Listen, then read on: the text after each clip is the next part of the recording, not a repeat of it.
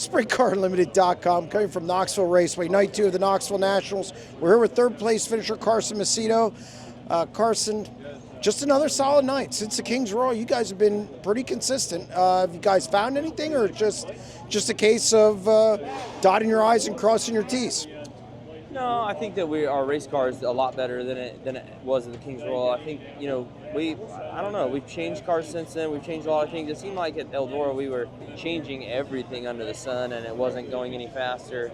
And since then, we've just been able to make adjustments and be really good. So I feel like, the story was kind of like our half-mile speed wasn't there, and then we were really good at the Grove. I feel like we were good at the Cappy, good at Oski, and then good tonight. So I think we're back. I feel like we're pretty consistent. I feel like at one point in that race I was going to win, and then it just didn't play out. Like I didn't get through traffic quite like I wanted to there, and then went to the top, kind of saw Larson off to my left rear, leaving turn 2, went to the bottom, kind of missed it. And as I heard him cross over, he nailed the top and drove around me, and then just sort of stalled out maybe a little bit. I was struggling to get through 3 and 4.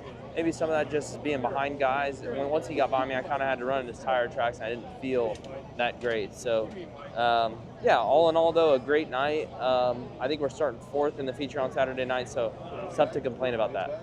If there's a place you want to be consistent, and there's a place you want to be back on your game, it's Knoxville. It's the biggest dirt track race in the world, and you guys are back kind of where you feel comfortable, which is near the front. Yeah, 100%. And I feel like just getting out front and starting out front in these races and getting kind of towards that pointy end of the field where the air is a little cleaner is really important.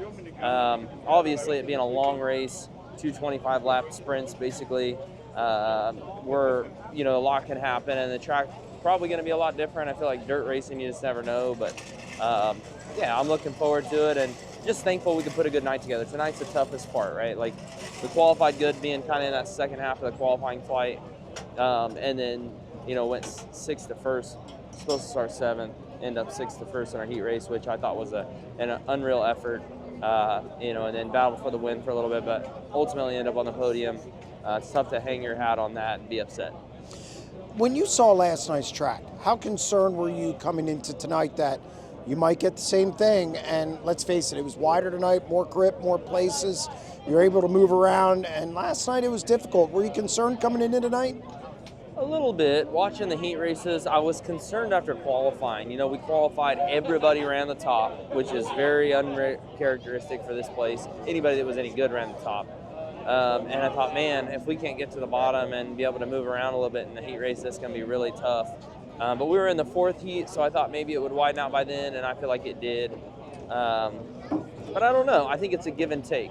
Guys that go on Wednesday night, it seems like the competition's quite a bit lighter for the most part on Wednesday night. I think there was, don't get me wrong, there's great cars that went on Wednesday night, but it seems like as a whole, the competition was a little bit stiffer throughout the field. There was a lot more heavy hitters going tonight. So I think it's a give and take. You maybe go on the night where there's not as good of cars, or not as many good cars, or you go on the night where maybe it's a little bit racier in the heats. But you don't know that. I mean, it could have rained today, and then it would have been wide open. And I mean, it's just a crapshoot. So luckily, I think we picked the right night. I think tonight was a little bit more racy in the heats, which made that 8 invert not so difficult. A lot of guys were able to move up through there. So I'm thankful for that. Are you relieved? Because you missed the King's Royal. I mean, obviously, this is the next crown jewel. Yeah.